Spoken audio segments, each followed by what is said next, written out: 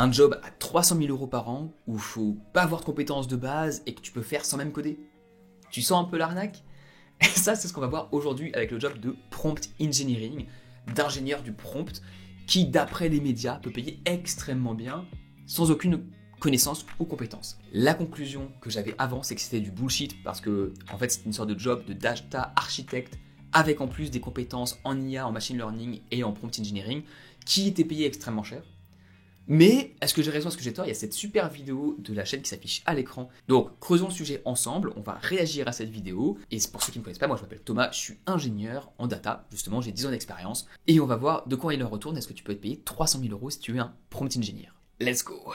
Et ce sont donc des compétences qui sont très recherchées actuellement? Oui, énormément. Il y en a tellement peu. Vous savez quel salaire on leur propose? Entre 250 et 350 000 euros par an. Ça fait entre 20 et 30 000 euros par mois. C'est quand même pas mal.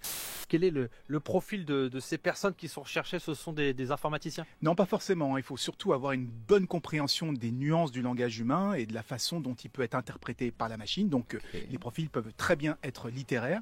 À écouter les médias, le métier de prompt engineer semble vraiment génial. C'est très bien payé. Grosso modo, on nous dit que ça consiste juste à savoir écrire des prompts dans ChatGPT ou une IA quelconque pour faire en sorte que notre entreprise soit encore plus productive. Le plus souvent, on vous présente ce métier comme un job accessible sans diplôme pour lequel il n'y a même pas besoin de savoir coder. Et cerise sur le gâteau, il paraît que c'est un métier en pleine explosion et que de nombreuses entreprises recrutent en ce moment même. Le paradis quoi, vraiment le job ultime, let's go, 20, 30 000 euros par mois. Déjà de base, quand quelque chose semble trop beau pour être vrai, en général ça l'est. Ce qu'on m'avait dit quand j'étais... je sais plus qui c'est qui me l'a dit. Mais en gros, greed, un mix entre l'envie et l'avarice. Greed, c'est le pire ennemi que tu puisses avoir. La seule manière de pouvoir te faire arnaquer, c'est quand tu as justement la greed, quand tu as envie de faire un bon coup. Si à chaque fois que tu as envie de faire un bon coup, tu dis ah tiens, il y a peut-être un moyen d'être un petit peu filou ici, et que tu le fais pas, en fait on peut pas t'avoir, on peut pas t'arnaquer. Et ça semble être une arnaque. Donc, allons voir de quoi il en retourne. Ça se trouve c'est vrai, mais ça sera mauvais quand même. En bref, ce job, ça pourrait être une aubaine pour pas mal de monde. Mais avant que vous ne quittiez votre job pour vous reconvertir en tant que prompt engineer, attendez peut-être un instant. Parce que je dois vous avouer un truc. Vous aurez beau être un prompt engineer de génie, il y a de grandes chances que vous ne décrochiez jamais un CDI aussi bien payé dans ce milieu. Parce qu'il y a quelques trucs que les journalistes ont oublié de vous dire. Ah oui, les journalistes. Ça fait plusieurs mois que je m'intéresse à l'intelligence artificielle et j'avoue que quand j'ai vu plusieurs médias commencer à raconter que plein de boîtes dans le monde cherchaient à recruter des prompt engineers et étaient prêts à les payer aussi cher, j'ai trouvé ça bizarre. Je veux dire, je comprends assez bien ce que des personnes douées avec ChatGPT ou d'autres IA peuvent faire avec ce genre d'outils, mais je trouve quand même ça étonnant de les payer aussi cher, surtout si elles n'ont pas besoin de savoir coder et qu'aucune compétence spécifique excepté savoir parler à une IA n'est nécessaire. Ces personnes ont toutes pour la plupart entre 1 à 2 ans d'expérience avec des IA de type LLM comme ChatGPT, donc en plus on parle de personnes qui se sont formées rapidement, ce qui suppose que ça ne doit pas non plus être si long que ça de former quelqu'un dans ce milieu. Et ça c'est une première incohérence qui m'a interpellé quand j'ai entendu parler des prompt engineers dans les grands médias. Très souvent on nous explique que si des entreprises sont prêtes à les payer aussi cher, c'est en raison de l'offre et de la demande. Beaucoup d'entreprises recrutent mais il y a trop peu de profils qualifiés et clairement ça colle pas du tout avec ce que j'observe sur internet. Alors, on va aller sur la suite ensuite, pourquoi il y a la cohérence qui continue. Petite pause en moins de 20-30 secondes. Cette vidéo n'est pas sponsorisée, donc j'en profite pour parler d'une chose que j'ai faite. J'ai écrit mon premier livre l'année dernière qui s'appelle How to Get a Job in Australia. Ça peut t'intéresser si tu cherches à partir à l'étranger, si tu veux avoir un stage ou un travail. Je te raconte toutes les galères que j'ai eues quand j'ai cherché un boulot ici, tout ce que j'en ai appris. Donc, lien à l'écran, enfin en description, avec cette page où en fait c'est tous les livres de travail que je recommande, avec le mien en haut à gauche. Et si tu appuies sur le petit bouton ici, tu vois ce que je pensais de chaque livre et pourquoi je te les recommande. C'est des livres que j'ai tous lus. On reprend sur la vidéo. Mais s'il y a une chose qui est claire, c'est que être un LLM data engineer, c'est extrêmement compliqué. Enfin, extrêmement compliqué. Si t'aimes les maths, ça va, mais il faut quand même avoir fait des études là-dedans ou bien être auto-formé, ça prend du temps. Écrire un prompt, c'est super facile. Comprendre les algorithmes, être bon en algorithme, ça c'est beaucoup plus dur. Donc oui, cette catégorie-là de personnes va être cherchée, et potentiellement ceux qui sont de cette catégorie avec des compétences en prompt. Mais comme ça, en prompt engineer, tu dis, mais n'importe qui peut apprendre des prompts rapidement. Et je me souviens, quand j'ai commencé sur ChatGPT, au tout début de mes vidéos sur le sujet, sur l'IA, j'étais allé sur un forum Discord, genre 2 semaines après que ChatGPT soit open, et il y avait des centaines de personnes qui partageaient du code, et c'est là où j'ai vraiment appris mes meilleurs prompts très très rapidement, et je me suis mis au niveau en 2 heures, hein. Parce que tu vois la meilleure façon de faire des prompts, et t'apprends vite. Et je dis pour moi, mais ce serait sûrement la même chose pour toi si tu voulais. Après, selon ton point de départ, si tu n'as jamais fait d'informatique, si tu n'as jamais fait d'ingénierie, oui, tu seras peut-être un peu plus long au départ, mais c'est pas grave, tu vas te mettre à la page en 4 heures, voire 8 heures une journée. Mais c'est pas quelque chose de super compliqué en vrai.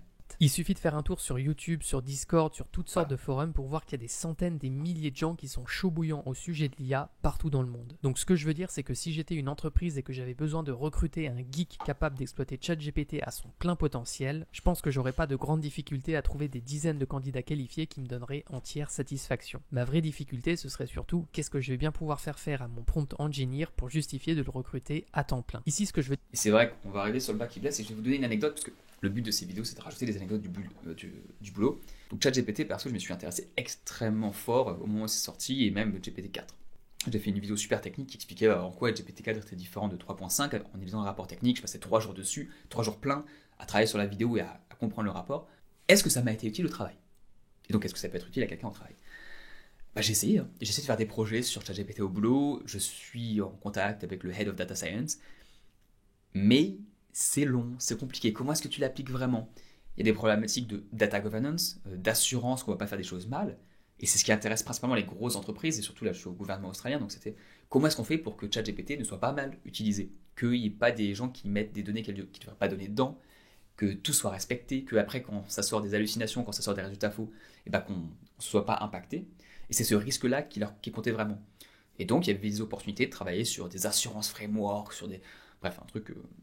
Si t'aimes bien faire, c'est pas forcément le truc que tu kiffes le plus. Enfin, si t'aimes bien ça, tant mieux, hein, mais en vrai, moi je préfère construire des trucs. J'ai pas envie de faire un document qui explique les limitations de machin. Enfin bref, c'est relou quoi. C'est à faire. Et s'il faut le faire, je le ferai avec grand plaisir. Mais c'est pas ma passion, tu vois. Et donc il y avait une différence énorme entre les usages que toi tu peux en faire si tu utilises par toi-même et ce que tu peux en faire dans une grosse boîte. Et je pense que c'est là où il nous amène. Et si encore une fois, si t'es bon en algorithme et que tu peux l'intégrer dans des process automatiques, en termes de support, pourquoi pas, mais c'est extrêmement compliqué et c'est pas à la portée de tout le monde du tout. Même pour moi, il faudrait que je me mette sur la page, quoi.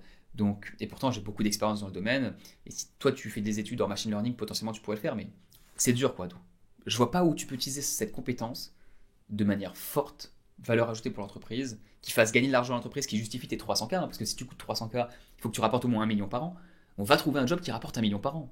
C'est pas que le prompt engineering est inutile. Au contraire, je crois d'ailleurs que beaucoup de boîtes gagneraient à former leurs salariés en prompt engineering dans la mesure où ChatGPT et même d'autres IA peuvent aider beaucoup de corps de métier à accélérer bien des tâches. Par contre, ce que je comprends pas, c'est quel est l'intérêt d'internaliser ce job, sachant que le principal intérêt d'un prompt engineer, c'est surtout de partager ses connaissances à d'autres salariés pour que eux gagnent en productivité grâce à l'IA. Alors dans quelques très grosses boîtes, je comprends que ça se justifie puisqu'il y a toujours des salariés à former tout le temps, mais quand même, je reste assez sceptique sur l'utilité de ce rôle en interne pour la majorité des entreprises. Pour moi, ça aurait plus de sens qu'une boîte fasse appel à un prestataire externe de temps en temps pour optimiser ses process et former ses équipes en prompt engineering, plutôt que d'avoir tout le temps à disposition un prompt engineer qui risque très vite de se tourner les pouces et de coûter un peu cher. Bon, par contre, évidemment, si des entreprises font appel à des prestataires externes, ça veut dire que peut-être d'autres boîtes se sont spécialisées là-dedans, des sortes d'agences en prompt engineering, et alors évidemment, elles ont besoin de prompt engineers pour livrer des prestations à leurs clients. Alors, c'est pas con, c'est même plutôt smart comme raisonnement, j'avais pas pensé à celui-là. Le fait qu'il y ait des agences qui puissent former les entreprises, enfin les personnes dans les entreprises. Je rajouterai un point là-dessus. Quand tu es dans une entreprise qui est de grande taille, tu as envie de vouloir internaliser tes processus éducatifs d'entraînement, de training. Un exemple, anecdote. En ce moment, je travaille sur un projet de transformation digitale au travail et une partie des délivrables, c'est des modules d'e-learning sur des data assets, des jeux de données que l'on rend accessibles à plus de personnes. Je suis en charge sur certains de ces trainings de faire le contenu de ces trainings, puisque je suis un SME, donc Subject Matter Expert, un expert de ces bases de données. Et dans d'autres, je suis plus en coordination de projet, et donc on va prendre d'autres SME qui vont créer ces modules avec quelqu'un spécialisé en création de modules, qui va justement mettre toutes ces connaissances super bien pour que ça soit interactif, que les personnes puissent apprendre le plus facilement possible. Donc tu peux faire un e-learning module en interne, que tu développes, plutôt que faire appel à des agences. Mais si tu as une entreprise de taille intermédiaire, ou bien une grande entreprise mais qui n'a pas forcément le budget pour pouvoir faire ces modules en interne, là tu peux faire appel à des agences. Et pourquoi pas, ça se trouve, il peut y avoir des jobs de trainer en prompt engineering dans des agences. Quoi qu'il en soit, je me suis donc demandé qui sont vraiment ces entreprises qui recrutent des prompt engineers, qui plus est à des prix aussi élevés. Et pour ça, il m'a simplement suffi de retrouver la trace de la première société à avoir recruté un prompt engineer à plus de 300 000 $. Ah, ça existe.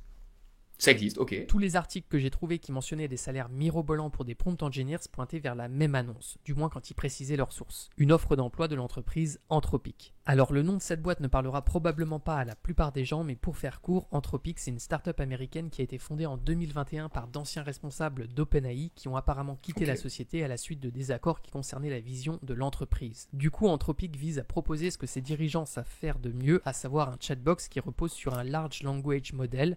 Bref, ils sont en train de créer un concurrent à ChatGPT. Au passage, leur chatbox s'appelle Claude, apparemment parce qu'ils voulaient un prénom masculin pour rompre avec le côté féminin de la plupart des IA déjà sur le marché, comme Alexa ou Siri. Voilà, ça c'est juste un petit point culture. Néanmoins, il y a un truc qui m'intéresse avec Anthropic, c'est la façon dont ils financent leur développement. Et là... Alors, juste une petite remarque. Donc, ils ont dit que les patrons d'Anthropic, c'était des anciens d'OpenAI. Pour que ceux qui ne savent pas, OpenAI, c'est l'entreprise qui a créé ChatGPT. Donc là, il semblerait qu'on ait une offre d'emploi pour un prompt engineer dans une boîte qui veut recréer un ChatGPT. Donc, c'est peut-être pas la personne qui est capable de écrire les prompts pour l'entreprise, c'est plutôt la personne qui est capable de créer le robot derrière, enfin le Language Learning Machine Model, donc le ChatGPT, qui va ensuite derrière permettre à plein de gens de s'en servir.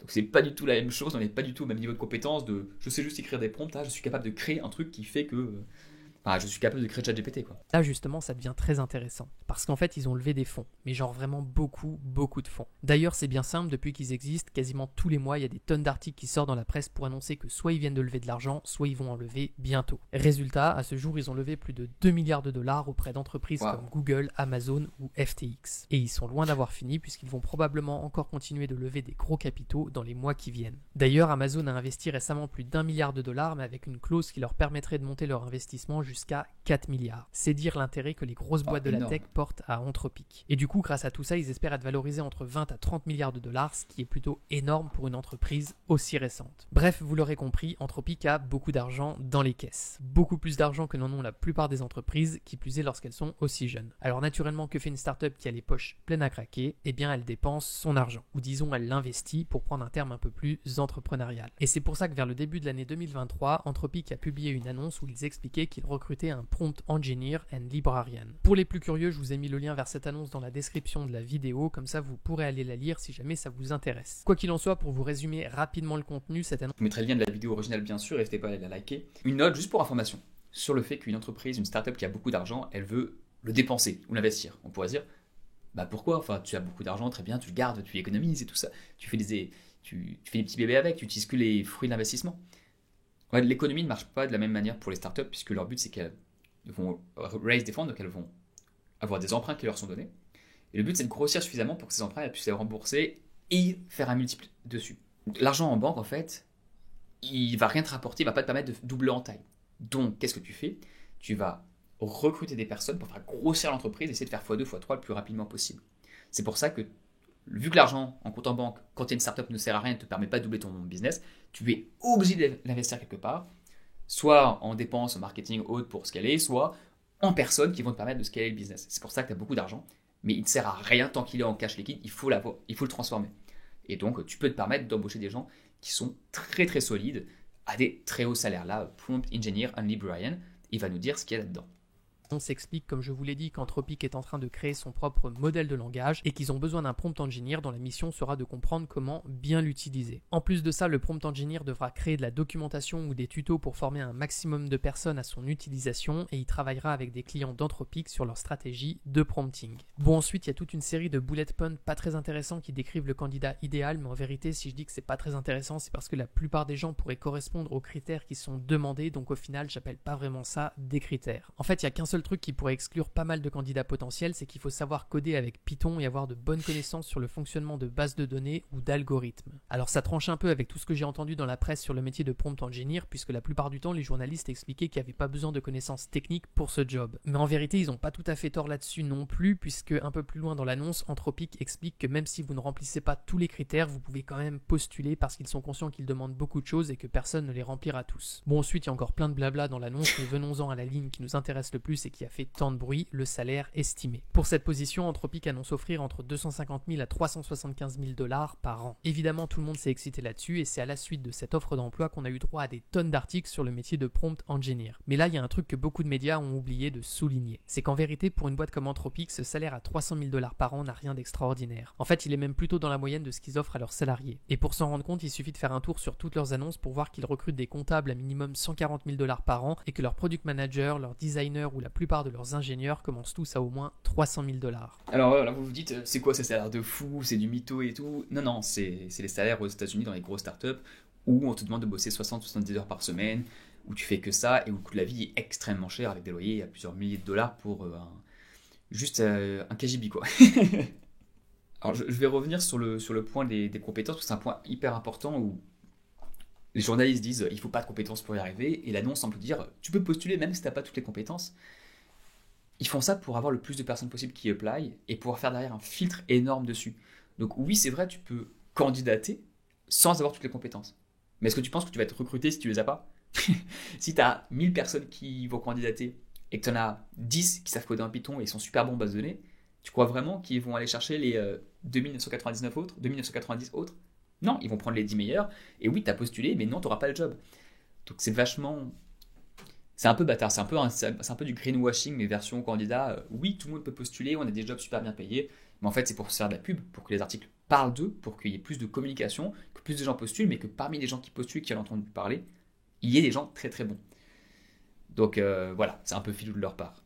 Évidemment, on peut dire qu'aux États-Unis, les salaires ne sont pas les mêmes qu'en France, surtout dans la tech, et c'est vrai, mais il n'empêche qu'Anthropic propose des salaires ultra élevés pour absolument tous ces jobs. Du coup, là où je veux en venir, c'est qu'il se trouve dans une situation exceptionnelle qui correspond absolument pas à la moyenne des entreprises du domaine de la tech. C'est pour ça qu'avant de dire que le métier de prompt engineer paye aussi bien, il s'agit quand même de se demander si d'autres entreprises recrutent vraiment ce genre de profil, si oui, lesquels et à quel prix. Et petite note juste sur les salaires aux États-Unis, j'ai fait une vidéo sur la nature trimodale des salaires des ingénieurs développeurs, parce qu'en fait il y a 3 types d'entreprises qui recrutent et qui proposent des salaires très très différents, ceux qu'on connaît en France mais qui sont un peu plus cachés et des salaires vraiment exorbitants. Et en fonction de l'entreprise dans laquelle tu vas, tu peux être dans une de ces 3 catégories, Anthropic étant celle qui paye le mieux. Je te mettrai la vidéo en fin de vidéo, je mettrai un lien vers celle-là, elle est vraiment cool. Il n'y a personne qui en a parlé en francophonie, il y en a une en anglais. J'ai eu les droits pour reparler de la théorie. Donc voilà, allez voir la vidéo, je pense que ça permettra d'avoir plus de compréhension de pourquoi il y a des boîtes qui payent autant. Là, c'est une de celles qui paye le plus, mais il y en a d'autres qui existent, et si tu veux avoir un très haut salaire, même en France, il y a des choses qui sont possibles. C'est dur, mais je te révèle un peu ce qui se passe et le dessous des cartes. Alors j'ai fait mes recherches et au risque d'en décevoir certains, à part Anthropic, je n'ai pas trouvé d'autres boîtes qui auraient recruté un prompt engineer dans les 300 000 $. Ça veut pas dire que ça n'existe pas, mais soit c'est pas sorti sur internet, soit l'info a fait beaucoup moins de bruit. Évidemment, ça m'étonnerait pas que des concurrents comme OpenAI pratiquent des tarifs similaires et aient besoin de ce genre de profil, mais en tout cas, ces offres très bien payées n'ont pas non plus l'air de courir les rues. Et en fait, le meilleur moyen de se rendre compte, c'est peut-être de chercher à se faire recruter comme prompt engineer. Après tout, si comme on nous le dit dans les médias, le métier est en pleine explosion et que les entreprises ont du mal à recruter, je devrais pas avoir trop de mal à trouver toutes sortes d'offres d'emploi. Je demande pas forcément un salaire à 300 000 € par an, mais je me dis qu'il doit bien y avoir moyen de trouver quelque chose avec une bonne rémunération. Alors par curiosité, je suis allé faire un tour sur Welcome to the Jungle, qui est en quelque sorte la référence française quand on cherche un job dans la tech ou dans une startup. J'y ai cherché des offres d'emploi pour prompt engineer ou même ingénieur de requête en français, et j'ai trouvé 5 résultats. Malheureusement, les 2 premières annonces, ce sont juste des offres de stage qui, on l'imagine, seront rétribuées à la hauteur de stages en entreprise, donc pas grand chose. C'est dommage, quand il a dit 5 résultats, j'ai dit déjà là, putain, c'est quand même pas mal, je m'attendais pas à autant. Mais en fait, c'est des stages, donc pourquoi pas, en vrai, pour un stage, c'est super, et si vous êtes étudiant, il y a sûrement quelque chose à faire là-dedans. Mais bon, 5, c'est pas beaucoup, quoi. On s'attend, tu tapes data engineer, tu vas en avoir des centaines, donc c'est pas énorme, mais c'est clairement pas quelque chose en expansion. Et puis en plus, pour ces stages, il faut quand même avoir un parcours solide en informatique ou dans la programmation, donc c'est pas le premier venu qui pourra prétendre à ce type de poste. Ensuite, il y a 2 offres qui parlent de prompt engineering dans le titre, mais en fait, c'est pour des jobs de développeurs dans l'IA. Donc c'est pas ce qui nous intéresse. Et enfin, il y a une dernière offre qui ressort, mais celle-là n'a strictement aucun rapport avec l'IA ou le prompt engineering. C'est juste qu'il y avait les mots prompt et engineering dedans, donc l'annonce est ressortie avec ma requête, mais elle est complètement hors sujet. Bref, bilan des courses sur Welcome to the Jungle, il n'y a aucune entreprise qui recrute de prompt engineer en CDI. Alors évidemment, Welcome to the Jungle, c'est pas non plus la seule plateforme pour trouver ce genre de job, donc j'ai cherché un peu ailleurs, mais à vrai dire, j'ai pas été beaucoup plus chanceux sur LinkedIn, Madi Jobs ou bien d'autres. De temps en temps, je tombe sur des annonces qui parlent effectivement de prompt engineering, mais le descriptif du poste est quand même souvent très éloigné de celui qu'on a vu chez Anthropic. Bon, après, je vais pas faire seulement ma mauvaise langue, j'ai quand même trouvé quelques annonces pour des prompt engineers sur Indeed. Néanmoins, je sais pas trop ce qu'elles valent et d'ailleurs, quand je lis certains descriptifs, ça me fait pas spécialement rêver. Bon, en tout cas, ça a l'air d'être des jobs de... Alors oui, on va regarder ça. Le prompt engineer, AI, création, optimisation de modèles de langage, collaboration étroite avec l'équipe marketing et communication, veille technologique, nouvelles techniques pour améliorer la qualité et la pertinence des contenus créés. Déjà, rien que le premier, créer optimisation des modèles de langage pour répondre aux besoins de l'entreprise en matière de marketing et de communication. Donc pourquoi pas, hein, ça peut être un job bien, c'était la double casquette, mais il faut déjà avoir pas mal de compétences et c'est pas trop ce dont on disait au départ. Vraiment, on va voir ce qu'il dit sur la conclusion, mais perso, je suis convaincu que si tu veux faire du métier qui est lié à l'AI ou au machine learning model, et bah fais ça. Pars sur du data engineering, des algorithmes, fais tes études un peu là-dedans, essaie de faire des projets là-dedans, et vas-y.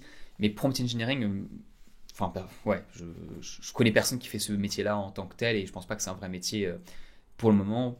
Et c'est plutôt, c'est de la tech, quoi. Va dans la tech. Prompt engineers. Bien sûr, les offres d'emploi, ça vient et ça part. Peut-être que demain, il y aura des trucs beaucoup plus cool qui apparaîtront. Mais ce que je peux quand même conclure après quelques recherches sur Internet, c'est qu'en France, aujourd'hui, les entreprises se bousculent vraiment pas pour recruter des prompt engineers. À l'international, c'est un peu mieux, mais là encore, il faut faire attention. Surtout que la concurrence pour avoir ces jobs sera encore plus importante. Et puis même là, quand je tombe sur une annonce crédible pour un poste de prompt engineer, ça arrive qu'en fait, ce soit juste une offre de stage. Et selon les pays, je suis même pas certain que ce soit toujours rémunéré. Bref, du coup, une chose m'apparaît quand même certaine. Contrairement à ce que sous-entendent ou affirment de nombreux médias, aujourd'hui le métier est loin d'être en plein boom, les besoins sont même carrément timides. Et pour toutes les raisons qu'on a vues, à part dans quelques cas très exceptionnels, il me paraît totalement absurde de prétendre pouvoir toucher 300 000 € par an pour un job pareil. À mon avis, si une boîte recrutait ce genre de profil en France, ça m'étonnerait pas que le job soit payé quelque chose comme 10 fois moins cher. Mais de toute façon, si vous voulez devenir prompt engineer et signer un CDI, votre principal problème, ce sera pas de négocier votre salaire, ce sera plutôt de trouver une entreprise qui est prête à vous recruter. Et vu qu'on a plein de personnes qui sont intéressées par ce type de job, parce que c'est super cool, que c'est le futur, c'est maintenant, et qu'il y a très peu d'offres, le salaire sera forcément très très bas par nature de la loi de l'offre et de la demande. Il y aura énormément de concurrence, ce sera très dur d'avoir le boulot, comme il dit. Donc très bonne vidéo, merci à lui. Si tu veux voir une autre réaction d'ingénieur à un sujet intéressant, d'actualité, je te mets la vidéo qui s'affiche à l'écran, j'espère qu'elle te plaira. Et je t'y retrouve. Très bonne journée à toi, merci d'avoir écouté, bye bye.